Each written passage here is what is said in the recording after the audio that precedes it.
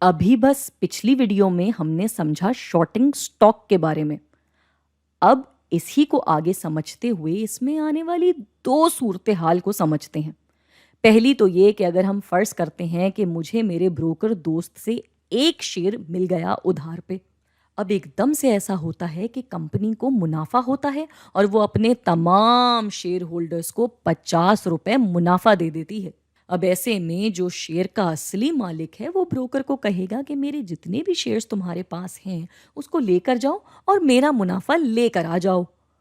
अब या तो वो शेयर मुझे उसको वक्ती तौर पर वापस करना पड़ जाएगा या फिर वो 50 रुपए मुझे खुद अपनी जेब से देने पड़ जाएंगे।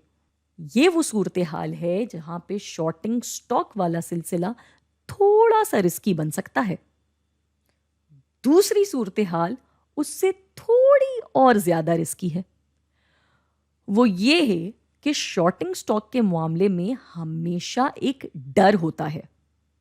जी हाँ, ये डर कि अगर मेरा अंदाजा गलत निकला तो।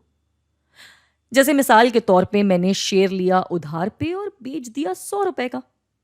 अगले दिन वो शेयर हो गया 200 का, तीसरे दिन 300 का।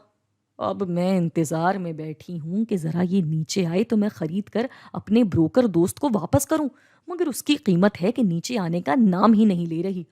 और उधर ब्रोकर दोस्त तकाजा करने लगा क्योंकि उससे उस शेयर के असली मालिकान ने उस शेयर का तकाजा करना शुरू कर दिया। ऐसे में होगा क्या? मुझे वही शेयर महंगा खरीदना पड़ जाएगा, यानी 300 का। और यूं मुझे सिर्फ मेरे अंदाजे की गलती की वजह से बैठे बिठाए का नुकसान हो जाएगा।